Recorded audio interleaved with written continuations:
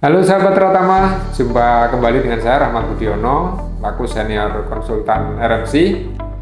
Senang sekali hari ini dapat berjumpa kembali dengan YouTube channel RMC, dan kali ini kita akan membahas mengenai standar baru dari sistem manajemen anti penyuapan, yaitu ISO 37001 seri 2025, menggantikan seri 37001 2016, dan mengapa menjadi penting untuk bersiap melakukan migrasi.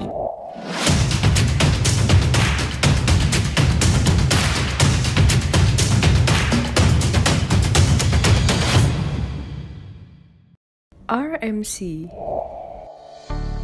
Karena waktunya singkat, pembahasan kita tidak membahas latar belakang tujuan dari penerapan ISO 37001, karena itu sudah cukup populer, serta tidak membahas detail persyaratan sistem manajemen anti penyuapan ini, tapi akan fokus pada inti perubahan yang terjadi, sehingga bagi perusahaan yang telah memiliki sertifikat ISO 37001 dapat menjadi tambahan referensi untuk melakukan persiapan atau penyesuaian, sehingga dapat mendukung program keberlanjutan perusahaan. Menyesuaikan dengan konteks yang dihadapi terkait anti penyuapan ya di seluruh dunia.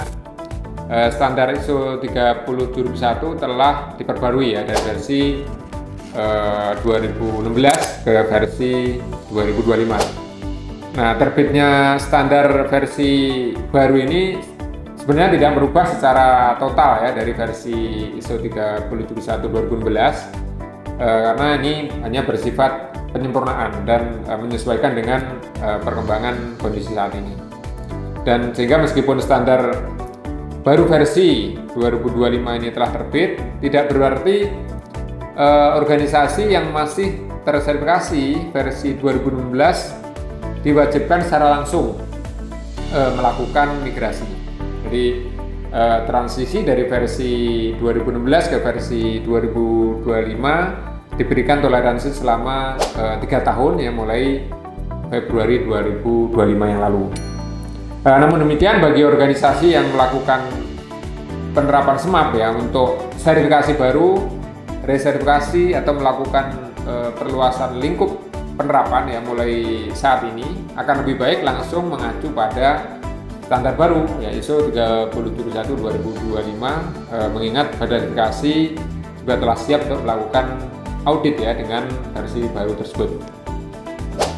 Nah, kita mulai pembahasan highlight ya dari perubahan ke versi baru. Ini kita bagi menjadi 4 klaster utama ya: plan, do, check, action. Nanti di aspek planning itu ada 10 aspek, kemudian di do 3, kemudian di cluster check ya ada 3, dan action atau improvement itu satu hal saja yang kita bahas. Nah, kita mulai dari aspek kelompok plan ya di siklus PDCA. Ini ada 10, kurang lebih ada 10 aspek ya kita bahas. Pertama adalah dari konteks organisasi. Nah, ini di versi sebelumnya, versi 2016, konteks organisasi disusun hanya dengan pendekatan resiko ya. Nah, namun yang di versi 2025 ini konteks organisasi disusun lebih lanjut dengan kewajiban ya mempertimbangkan isu eksternal ya terkait perubahan iklim dan ESG, environmental, social, dan governance.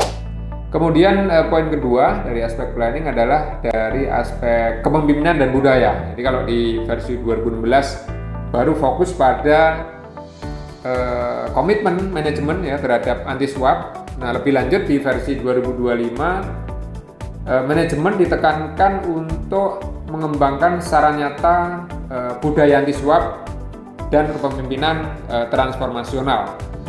Kemudian di poin 3 di aspek penilaian risiko suap di versi 2016 ya, ini persyaratannya dilakukan secara periodik. Nah, lebih lanjut di versi 2025 ini diharapkan dilakukan dalam perencanaan interval tertentu ya, sehingga lebih jelas perencanaannya.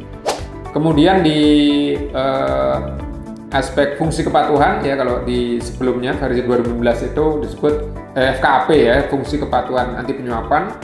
Adapun di versi 2025 lebih sederhana, yaitu fungsi anti penyuapan, ya, kepatuhannya hilang, hanya diperjelas lebih rinci ya mengenai tanggung jawabnya.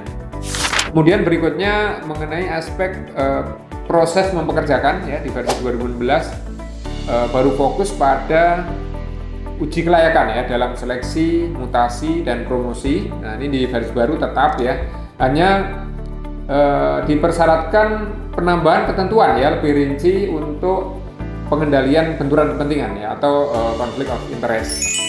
Kemudian di aspek berikutnya terkait dokumentasi, jadi di versi 2016 dokumentasi wajib berbasis manual, sedangkan di versi baru penyesuaian dengan sistem digital dan juga lebih bersifat fleksibel.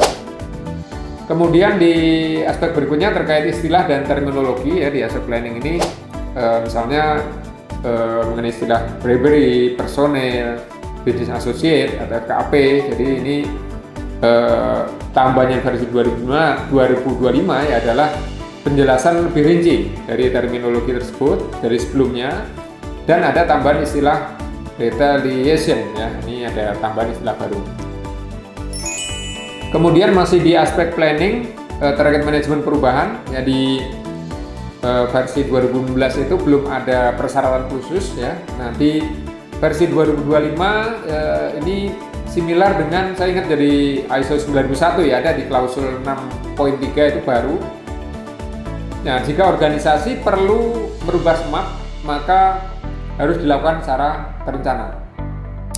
Nah, kemudian di aspek berikutnya terkait awareness atau kesadaran, ini di versi 2015 menyebutkan awareness dan training baru secara umum. Nah, di versi 2025 penambahan lebih rinci dengan subklausul mengenai target dari partisipan training, yaitu untuk personil dan untuk bisnis associate.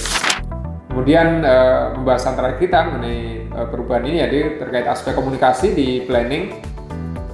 Kalau sebelumnya di versi 2015 komunikasi dilakukan kepada pihak internal ya dan eksternal, di versi 2025 ada penjelasan lebih rinci bahwa komunikasi harus tersedia dengan bahasa yang sesuai.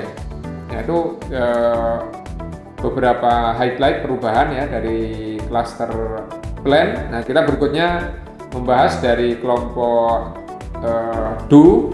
Lebih ada 3 saja yang kita bahas kali ini. Pertama dari aspek penyebutan proses yang disediakan pihak eksternal ya, dari kalau versi 2016 itu disebut outsource proses.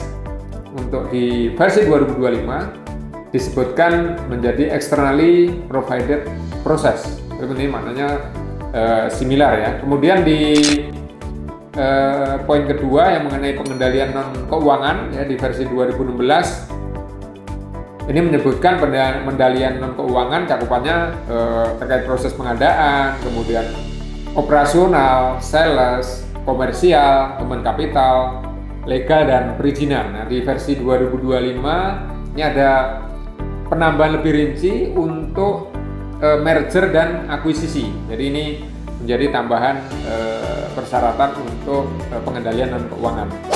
Nah, kemudian di cluster 2 juga nih terkait istilah dan terminologi. Kalau sebelumnya ada whistleblowing, ada facilitation payment. Nah, di versi 2025 ini di persyaratan ada penjelasan lebih rinci dari istilah sebelumnya, dan ada penambahan istilah baru yaitu integrity. Oke, kemudian di cluster check ya, tadi plan do sebelumnya adalah berikutnya adalah check, ada 3 aspek ya. Kita 3 aspek aja yang kita bahas. Pertama terkait aspek evaluasi kinerja. Jadi kalau di versi 2016 lebih berfokus pada metode dan efisiensi. Nah, di versi baru 2025 ini lebih berfokus pada di evaluasi kinerja ya. Di evaluasi kinerja ini lebih berfokus pada hasil dan efektivitas dengan menyederhanakan persyaratan dokumentasi dan penanggung jawab pengendalian evaluasi kinerja. Ini lebih disederhanakan.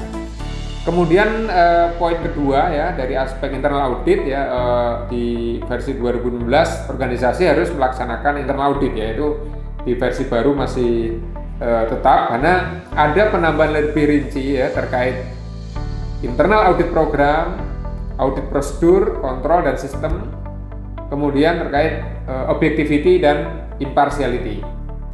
Nah, kemudian di poin ketiga ya tentang aspek tinjauan manajemen ya, ini di cluster check bahwa di persyaratan 2012 ya tinjauan manajemen dan tinjauan dewan pengarah ini menjadi subklausul terpisah. Nah, adapun di versi 2025 tinjauan top manajemen dan tinjauan dewan pengarah ini disederhanakan ya, digabung pada subklausul yang sama. Nah, hanya ada tambahan subklausul tersendiri ya dengan judul input tinjauan manajemen ya dengan persyaratan yang lebih rinci. Kemudian di klaster terakhir ya tadi plan, do, check, yang terakhir adalah action ya, ini terkait improvement. Ini sebenarnya hanya di balik saja ya penomoran klausulnya. Kalau di versi 2016 itu 10.1 mengenai non-conformity and corrective action, kemudian 10.2 continual improvement. Di versi 2025 dibalik, susunan klausul ditukar ya, 10.1 menjadi continual improvement, kemudian di 10.2 ini judul klausulnya adalah non-conformity dan corrective action. Nah, baik Bapak Ibu, rekan-rekan semua, sementara sampai di sini dulu pembahasan kita. Terima kasih atas atensi dan jangan lupa klik tombol like, share, subscribe, dan berikan komentar di video di bawah ini. Tetap sehat, semangat, dan berbahagia. Tidak ada yang tidak bisa kita rubah, tergantung kemauan kuat kita ya untuk berubah. Sampai berjumpa di kesempatan berikutnya. Semangat pagi. Thanks for watching. Drop a like, leave a comment, and don't forget to subscribe.